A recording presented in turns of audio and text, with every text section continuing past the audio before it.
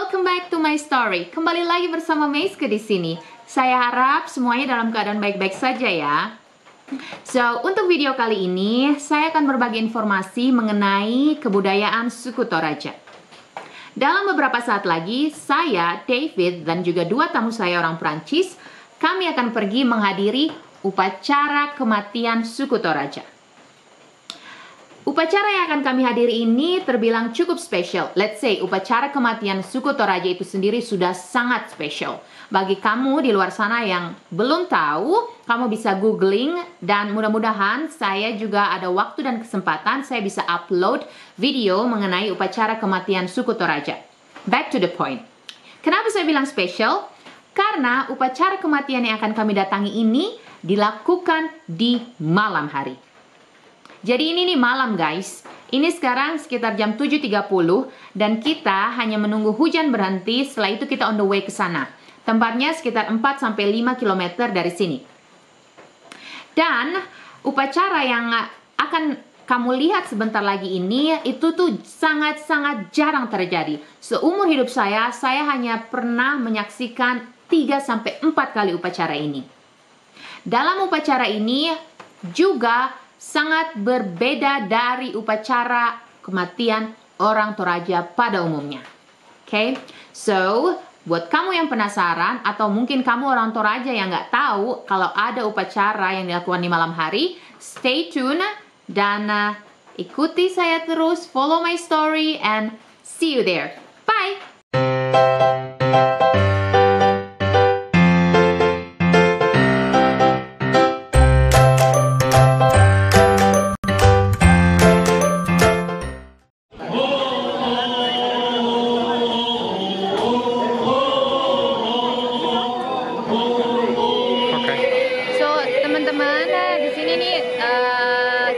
Dari tempat upacara yang saya sudah bilang tadi dari rumah, kita mau datang sini melihat namanya lantang pangan, satu adat orang Toraja yang jarang banget dilakukan oleh sebagian besar orang Toraja. Nanti kita bakalan telaah atau telitik, apa sih namanya, cari tahu lebih jauh tentang bagaimana lantang pangan ini, kenapa dan bagaimana dilakukannya, contohnya gitu ya. Seperti yang kita lihat di belakang sini itu banyak dekorasi kayak karnaval ya, jadi pada penasaran dong bagaimana. So, follow me.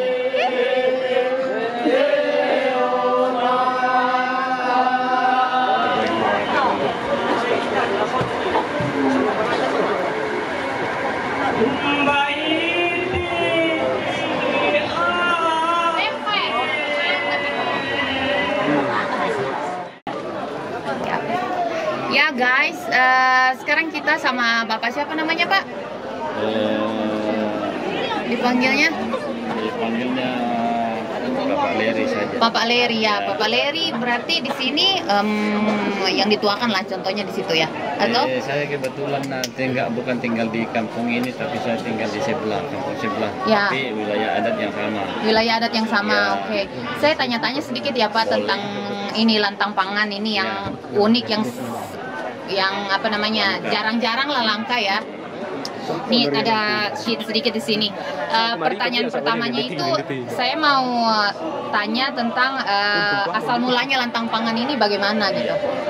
Tadi saya sudah sampaikan bahwa sudah beberapa orang tua, kakek nenek, ya. Saya tanya tentang asal mulanya lantang pangan ini, mereka juga tidak paham betul. Okay. Siapa yang pertama dibikinkan lantang pangan, di mana kurang tahu. Okay. Nah, karena tadi disampaikan bahwa ada 3 wilayah adat di sini, mulai dari Randang Batu, Minggu Liling, di sini Tembulang Mengape, dan di sebelah juga Balik Boko. Nah, itu adalah bagian dari adat istiadatnya. Tapi kita tidak paham sekarang bahwa di mana pertama dilaksanakan dan siapa yang pertama dibikinkan lantang pangan ini. Yang jelas bahwa adat istiadat ini, memang ada di Tambung Pananian. Oke, ya. Terus nomor 2, tujuan lantang pangan ini Pak? Untuk apa gitu? Tujuannya itu seperti yang saya sampaikan tadi, bahwa itu dari istilah nama, lantang itu kan miniatur daripada suatu bangunan, apakah itu rumah atau lumbung. Kemudian pangan itu kan ada apa namanya, pangan dalam bentuk siri, kapur siri, rokok, apa atau uang. Itu dibikinkan namanya sepu yang itu digantung-gantung di atas, itu ditujukan untuk dikirimkan kepada sanak keluarga yang sudah mendahului kita. Oke. Artinya diharapkan supaya mereka juga di sana memahami bahwa yang masih hidup di dunia sana, di sini, yang kita yang masih hidup masih ingat kepada yang sudah pergi gitu. Bekal ya Pak ya? Dibekalkan ya mereka ya. Terus kenapa bentuknya kayak model rumah Toraja atau kayak bentuk lumbung gitu modelnya gitu? Iya, kan kalau bentuk tadi juga sudah disampaikan bahwa ada juga yang bentuk tidak seperti lumbung dan rumah ada Toraja. Ada yang cuma segitiga seperti kayak kerucut ini, ya? Kayak kerucut. Katanya dulu untuk golongan kasta terbawah, berapapun kerbau dipotongkan, kalau dibikinkan lapangan bentuknya seperti itu, tidak boleh menyerupai rumah dan bangunan. Begitu juga kalau misalnya golongan tomakaka, golongan menengah ke atas, kalau cuma dikasih satu kerbau atau dua kerbau atau tiga kerbau, itu belum bisa dibikinkan dengan bentuk seperti ini, tetapi itu masih bentuk segitiga saja. Nanti setelah namanya dipotong lubangnya atau minimal 4 kerbau, baru modelnya boleh seperti ini. Oke. Jadi kasta di atas ya Pak ya? Iya, kasta menengah ke atas. Menengah ke atas, oke. Terus sudah ada dijawab tadi ya berdasarkan kasta. Tapi kalau misalnya orang yang nggak mampu gimana Pak? Orangnya nggak, ini kan dari keluarga. Oke. Kalau misalnya seperti ini yang meninggalkan si A misalnya, tetapi yang datang lapangan itu adalah keluarga. Keluarga dekat? Keluarga dekat maupun yang sudah agak jauh boleh. Tidak ada batasan bahwa kalau keluarga jauh sudah tidak boleh lagi untuk bawa ini. Ini kan istilah kalau disamakan mungkin dengan dunia modern seperti ini kan karangan bunga lah. Kira-kira seperti itu ya. Cuma memang banunya orang dulu ya seperti ini. Dan itu dihargai dalam bentuk bukan babi tapi kerbau. Orang bilang bahwa dulu ada lantang pangannya ini ya. Kita juga memahami seandainya ada juga keluarganya begitu atau keluarga yang meninggal tua, tetapi ada ya kita memahami bahwa kita juga pernah di ini. Terus kenapa malam hari Pak?